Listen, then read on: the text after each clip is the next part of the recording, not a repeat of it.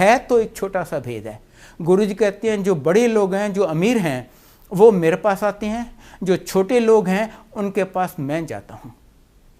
और गुरुजी सबको इतना ब्लेस करते हैं without any distinction, without any भेदभाव। जैसे आप सूरज के सामने जाएं, सूरज सबको रोशनी देता है विदाउट एनी डिस्टिंक्शन। गुरुजी भी कहते हैं मेरी शरण में जो बड़े से बड़ा पापी आ गया, मैं उसे भी ब्लेस करूंगा। I am duty bound to bless him. Guruji कहते हैं आपके 90% कर्म मैं माफ कर देता हूं, और वो सिर्फ एक शिव जी ही कर सकते हैं। और बाकी 10% भी कहते हैं मैं आपको भुगतवाऊंगा, आपसे वो भी नहीं भुगते जाएंगे। और वो मैं आपसे इसलिए भुगतवाऊंगा ताकि आपका सब जन्मों के लिए अकाउंट क्लियर हो जाए। ना आप इस जन्म में सफ़र करेंगे, ना और किसी जन्म में। उनके गुण तो इतने हैं कि मैं क्या, अगर माँ सरस्वती अब से लेके इटर्निटी तक डिस्क्राइब करे तो भी नहीं डिस्क्राइब कर सकती। पर मैं आपको उनके बारे में कुछ बताता हूँ। गुरुजी अपने पूरे जीवन में कभी एक सेकंड भी नहीं सोए, एक सेकंड नहीं सोए। कहते थे रब किस तरह सो सकता है, रब सो जाए तो प्रलय ना आ जाए, सृष्टि कौन चलाएगा। संगत से उन्हें बहुत प्यार है, बस जब संगत है वो संगत के साथ बैठे हैं। और हरेक की तकलीफ, मुसीबत, परेशानी, किसी का डायबिटीज़, किसी का आर्थराइटिस, किसी का हार्ट ब्लॉकेज अपने ऊपर ले लेते हैं। जब संगत डिस्पर्स हुई तब तप में लगे रहते हैं, और तब से धीरे धीरे उसको वो ख़त्म करते हैं। वो अजन्मा है, अकाल है, अजूनी है। ना कभी उनका जन्म हुआ है, ना कोई मध्य है, ना कभी अंत होगा। गुरुजी अपने पूरे जीवन में कभी एक सेकंड भी नहीं सोए, बस संगत के साथ और उनका कल्याण करने में लगे रहे हैं। गुरुजी जब चलते थे उनके पाँव ज़मीन पे नहीं होते थे, वो ज़मीन से ऊपर चलते थे। हम उनके साथ चल रहे हैं, हमारे जूतों को इतनी इतनी मिट्टी लगी हुई है, या बारिश है तो कीचड़ लगा हुआ है। गुरुजी के जूते आप देखेंगे नीचे ऊपर से चमक रहे हैं, क्योंकि वो ज़मीन को टच ही नहीं करते, उसके ऊपर चलते हैं। एक बार बड़े मंदिर के गेट पे फ्रेश कंक्रीटिंग हुई थी, तो सेवादारों ने दोनों साइड पे दो दो ईंटें रख के उसके ऊपर एक फटा रखा था कि लोग उससे जाएं, नहीं तो कंक्रीट पे सबके निशान पड़ जाएंगे। गुरुजी आए वहाँ पर, गुरुजी तो कंक्रीट के ऊपर चले गए। किसी ने देखा, उसने सोचा शायद कंक्रीट सूख गई है, उसने हल्का सा एक उंगली से कंक्रीट को टच किया तो उसके फिंगरप्रिंट्स के निशान कंक्रीट में आ गए। पर गुरुजी चल के गए, कहीं उनका निशान नहीं आया। जो बहुत सिंपल वर्ड्स में कहते हैं कि God is omniscient, omnipresent and omnipotent.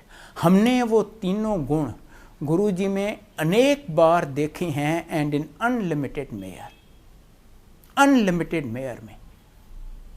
मैं आपको कुछ इंस्टेंसेस सुनाता हूँ। पहले ओमनीसेंट का सुनाता हूँ। वो हरेक के मन की हर बात जानते हैं। एक बार उनके यहाँ 3 दोस्त आए एम्पायर स्टेट में, जहाँ गुरुजी संगत करते थे। जब वहाँ से वो निकले, उन्होंने सोचा चलो सीरियस काम बहुत हो गया है, अब थोड़ा एंजॉय करते हैं। वो गए रेस्टोरेंट में, जाके उन्होंने शराब और कबाब ऑर्डर किए। आपने देखा होगा कई लोग यहाँ पर गुरुजी की फ़ोटो लगाते हैं, उन्होंने भी बाय चांस तीनों ने लगाई हुई थी। तो जिसकी तरफ देखें सामने गुरुजी की फ़ोटो देख रही हैं। उन्होंने कहा नहीं नहीं, ये अच्छा नहीं लगता। तीनों ने अपनी फ़ोटो उतार के चौथी कुर्सी पे उल्टी करके रख दी। उसके बाद फ्री होके शराब और कबाब एंजॉय किए। अगले दिन वो गुरुजी के यहाँ गए, जैसे ही अंदर घुसे गुरुजी कहते हैं क्यों अंकल, कल खूब एंजॉय की थे, शराब ते कबाब। हाँ जी गुरुजी, ते की था? गुरु ਨੂੰ ऊंधा करके कुर्सी ते रख देता कि हुण गुरु वेख नहीं सकता। और कमलो मैं तुहानू कदी मना कीता है इहो जिहे कमां तो? वो मैं उनसे क्या छुपाऊंगा, वो हमारा हर बात हर मोमेंट जानते हैं। द मोमेंट आप उनके सामने जाएं, आपके अगले पिछले सब जन्मों का CT स्कैन हो जाता है। He knows everything about you and he is present everywhere. आप उन्हें याद करके तो देखिए जहां आप उन्हें सच्चे दिल से याद करेंगे, उन्हें अपने बगल में पाएंगे। एक बार दिल्ली में उनका कोई भगत बहुत बीमार था। नेचुरली वो गुरुजी को बहुत याद कर रहा था। अचानक दरवाजे पे नॉक हुई। इन्होंने दरवाज़ा खोला, देखा सामने गुरुजी। बहुत खुश हुए। गुरुजी अंदर आए, उसको ब्लेस किया, उसकी सारी तकलीफ़ें तो वहीं दूर हो गईं। 5-7 मिनट गुरुजी बैठे। जाते वक्त गुरुजी कहते हैं, देखो मुझे छोड़ने कोई नहीं आएगा, मैं खुद चला जाऊंगा और मेरे जाने के 10 मिनट बाद तक कोई ये दरवाज़ा नहीं खोलेगा। उन्होंने वैसा ही किया। 10 मिनट बाद जब उन्होंने दरवाज़ा खोला, उन्होंने सोचा अरे गुरुजी तो आजकल जलंधर में हैं, वो दिल्ली आए हुए हैं, पता तो लगाएं गुरुजी कहाँ रुके हैं, कल फिर जाके उनकी ब्लेसिंग्स ले लेंगे। उन्होंने जलंधर के मंदिर में फ़ोन किया जहाँ गुरुजी बैठते थे। किसी सेवादार ने फ़ोन उठाया। इन्होंने पूछा, अंकल वो गुरुजी दिल्ली में किसके यहाँ रुके हैं? तो वो कहते गुरुजी दिल्ली में? गुरुजी तो यहाँ मेरे सामने बैठे हुए हैं। वो हर जगह हैं, हर जगह हैं, सिर्फ अपने भगत को ब्लेस करने के लिए जब जहां वो प्रकट हो जाते हैं। उनसे कोई बात छुपी नहीं है, त्रिकालदर्शी हैं। एक बार उनके यहाँ कोई गया, कहता गुरुजी आज मैं पहली बार आपके दर्शन कर रहा हूँ। गुरुजी कहते हैं नहीं, हम 20 साल पहले मिल चुके हैं। उसने जिद किया, नहीं गुरुजी मैं आज पहली बार आपके दर्शन कर रहा हूँ। गुरुजी कहते हैं याद कर, आज से 20 साल पहले वो जो देहरादून के पास वो फलां जंगल है ना, वहाँ पर कोई महापुरुष बैठा तप कर रहा था। आप वहाँ पर गए, आप 5 फूल लेके गए, वो वहाँ पर रखे, कुछ देर वहाँ बैठे और 2 फल उठाए और एज प्रसाद उनको लेके तुम चल दिए और 3 फल वहीं छोड़ के गए। वो मैं ही तो था जिसके सामने तुम बैठे थे। अब ऐसा इंसिडेंट किसी की ज़िंदगी में रोज़ नहीं आता। उसको इमीडिएटली याद आ गया।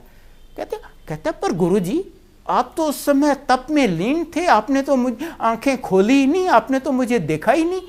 गुरुजी कहते हैं हाँ, पर मेरी तीसरी आंख तो खुली थी। आपको पता है शिव जी की 3 आंखें हैं, वो अपनी तीसरी आंख से हमें देख लेते हैं। करने को वो कुछ भी कर लेते हैं। मैंने आपको अपने बेटे का बताया कि कैसे एब्सोल्युटली इम्पॉसिबल केसेस में उसको बच्चे दे दिए। मैं आपको एक और इंस्टेंस बताता हूँ। एक लड़की थी, उसको कोई मेडिकल प्रॉब्लम थी, उसको बच्चा नहीं हो सकता था। नेचुरली उसके पेरेंट्स ने डिसाइड किया कि इसकी शादी कैसे करवाएंगे। एक दिन गुरुजी उनको कहती हैं, ओ कुड़ी दा ब्याह कर लो। उन्होंने सोचा गुरुजी को क्या पता हम क्यों नहीं शादी करवा रहे, सुना अनसुना कर दिया। गुरुजी ने फिर कहा। आखिर इन्होंने गुरुजी को बताया, गुरुजी इसको बच्चा नहीं हो सकता इसीलिए शादी नहीं कर रहे। गुरुजी ने कहा शादी ब्याह तो करवा लो, बच्चा भी दे देंगे पर एक को ही देंगे। वो बड़े खुश हुए, उन्होंने उसकी शादी करवा दी। इन ड्यू कोर्स वो प्रेग्नेंट भी हो गई। उसको पता था एक ही बच्चा होना है। बहुत एंक्शस थी जानने के लिए कि लड़का है या लड़की है। उसने अल्ट्रासाउंड करवाया, पता चला लड़की है। आप जानते हैं हमारी सोसाइटी, वो ज़रा डिसअपॉइंट सी हो गई कि काश ये लड़का होता, पर गुरुजी को कुछ कहने की हिम्मत नहीं पड़ी। गुरुजी तो जानी जान है।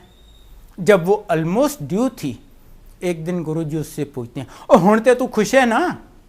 क्या जवाब दे वो? जिसको बच्चा ही नहीं हो सकता, बच्चा हो रहा है, वो ना कैसे बोले? और उसे लड़का चाहिए, लड़की हो रही है, वो हाँ कहना नहीं चाहती थी। उसने बहुत हल्के से बोला, हाँ जी गुरुजी। गुरुजी कहते हैं क्यों तू खुश नहीं है? कहते हैं गुरुजी अगर एक ही बच्चा होना था तो काश वो लड़का होता। गुरुजी कहते हैं तां की हो गया, उन्हें मुंडा कर देंगे, पर हम अल्ट्रासाउंड ना करवाएं। और आप विश्वास करेंगे 3 दिन बाद उसने लड़का डिलीवर किया। ये हैं हमारे Guruji. Absolutely anything he can do. Without his permission Yamraj cannot touch you. पता नहीं कितने मुर्दों को उन्होंने जिंदा किया है। वैसे एक उनमें से मैं भी हूं। आज से 9 साल पहले मैं एम्स के ICCU में डेड डिक्लेयर हो चुका था। माई हार्ट हैड स्टॉप्ड, मेरी पल्स एब्सेंट थी। सिर्फ इनकी कृपा है कि आज मैं आपके सामने खड़ा हूं, मैं बोल रहा हूं। मैं आपको एक और इंस्टेंस सुनाता हूं। एक बार एम्पायर स्टेट में संगत चल रही थी। एक अंकल और आंटी थे, उनको अर्थराइटिस की प्रॉब्लम थी, वो ऐसे नीचे नहीं बैठ सकते थे।